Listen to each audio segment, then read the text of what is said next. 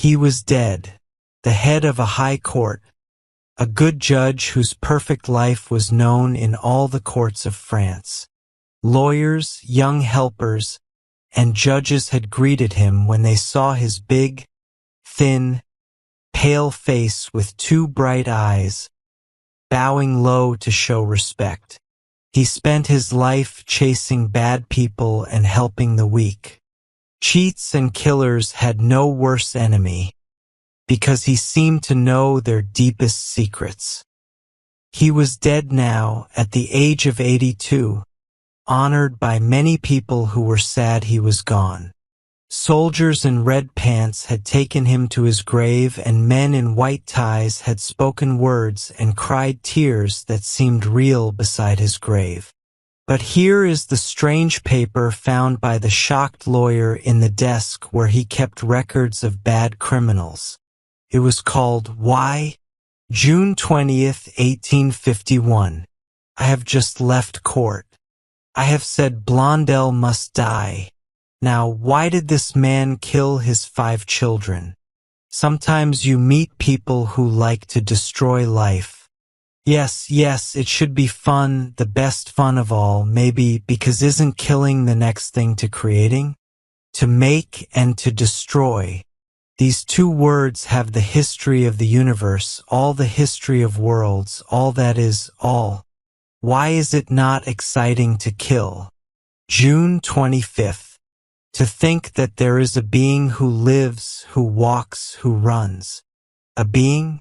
What is a being? That living thing that moves and has a will to move. It is attached to nothing. Its feet do not belong to the ground. It is a bit of life that moves on the earth, and this bit of life, coming I know not where from, one can destroy at will. Then nothing more. It ends, it is finished. June 26th. Why then is it a crime to kill? Yes, why? It is the law of nature. The job of every being is to kill. He kills to live and he kills to kill. The animal kills all the time, all day, every moment of his life. Man kills all the time to feed himself. But since he also needs to kill for fun, he has invented hunting. The child kills the bugs he finds, the little birds, all the little animals that come in his way. But this does not stop the strong need to kill that is in us. It is not enough to kill animals, we must kill people too. Long ago this need was satisfied by human sacrifices. Now the needs of social life have made murder a crime. We catch and punish the killer. But as we cannot live without this natural and strong need to kill, we sometimes have wars. Then a whole nation kills another nation. It is a party of blood, a party that makes armies crazy and that excites civilians, women, and children, who read, by lamplight at night, the exciting story of killing. One might think that those who kill people would be hated. No, they are given honors. They wear gold and beautiful clothes. They wear feathers on their heads and decorations on their chests. And they are given medals, rewards, and titles of all kinds. They are proud, respected, loved by women, cheered by the crowd, only because their job is to kill people. They drag their weapons through the streets, and people wearing black clothes look at them with envy. For to kill is the great law set by nature in the heart of life. There is nothing more beautiful and honorable than killing. June 30th.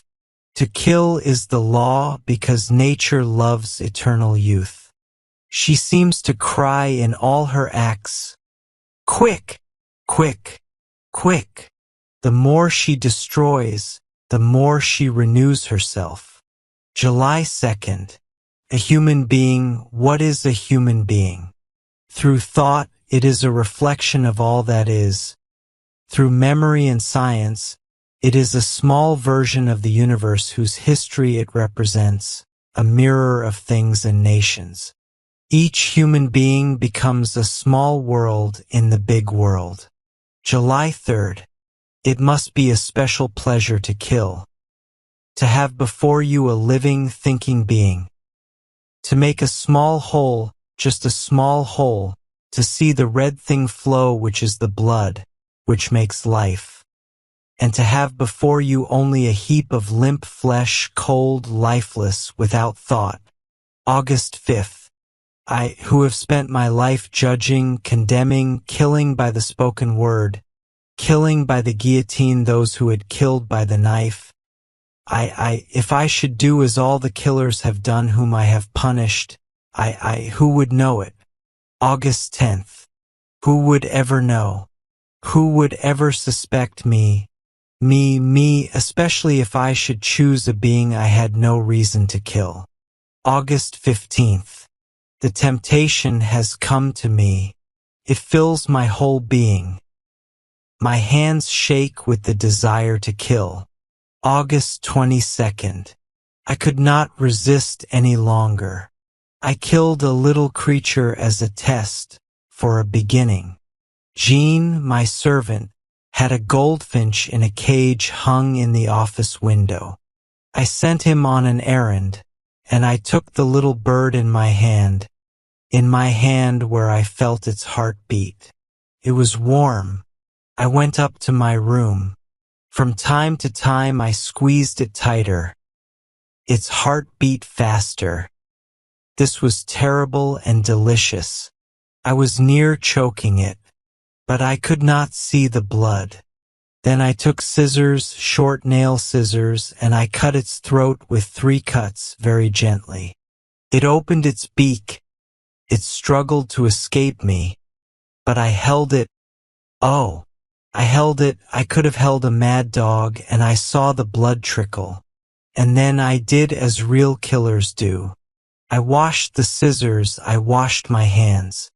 I sprinkled water and took the body, the dead bird, to the garden to hide it. I buried it under a strawberry plant. It will never be found. Every day I shall eat a strawberry from that plant.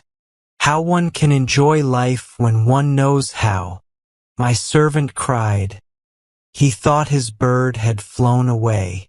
How could he suspect me? Ha! Ha! August 25th. I must kill a man. I must. August 30th. It is done. But what a small thing. I had gone for a walk in the forest of Vernes. I was thinking of nothing, really nothing.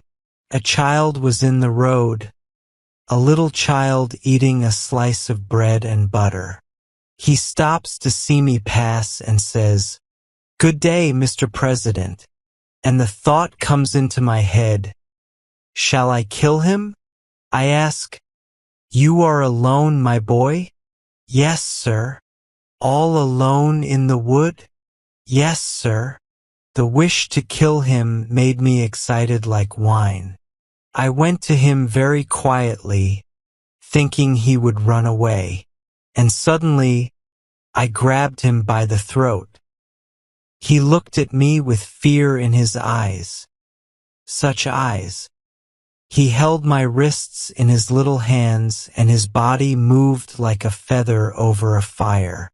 Then he moved no more. I threw the body in the ditch and put some weeds on top of it. I went home and had a good dinner. What a small thing it was. In the evening I was very happy, light, young again. I spent the evening at the prefect's. They found me funny. But I have not seen blood. I am calm. August 31st. The body has been found. They are looking for the killer. Ha! Ha! September 1st. 2 tramps have been arrested. There is no proof. September 2nd. The parents came to see me. They cried. Ha! Ha! October 6th. Nothing has been found out. Some wandering stranger must have done it. Ha! Ha! If I had seen the blood flow, I think I would be calm now. The desire to kill is in my blood. It is like the passion of youth at 20. October 20th. Yet another. I was walking by the river after breakfast, and I saw under a willow tree a fisherman sleeping. It was noon. A spade was standing in a potato field nearby, as if just for me. I took it. I went back. I raised it like a club, and with one hit, I split the fisherman's head. Oh, he bled. This one, pink blood, flowed into the water very gently, and I walked away with a serious step. If I had been seen, ha, ha, I should have been a great killer. October 25th. The case of the fisherman makes a big fuss. His nephew, who fished with him, is blamed for the murder. October 26th. The judge says the nephew is guilty. Everyone in town believes it. Ha! Ha! October 27th. The nephew is a very bad witness. He said he had gone to the village to buy bread and cheese. He swore that his uncle was killed when he was not there. Who would believe him? October 28th. The nephew has almost confessed because they questioned him so much. Ha! Ha! Justice. November 15th. There is a lot of proof against the nephew, who was his uncle's heir. I will be in charge of the court sessions. January 25th. To death, to death, to death. I have made sure he is sentenced to death. Ha! Ha! The lawyer spoke like an angel. Ha! Ha! Another one. I will go to see him executed. March 10th. It is done. They cut off his head this morning. He died very well. Very well. That made me happy. How good it is to see a man's head cut off. Now I will wait. I can wait. It would take such a small thing to let myself be caught. The paper had other pages, but they did not tell about any new crimes. Doctors who read the terrible story say there are many madmen in the world as clever and as dangerous as this crazy person.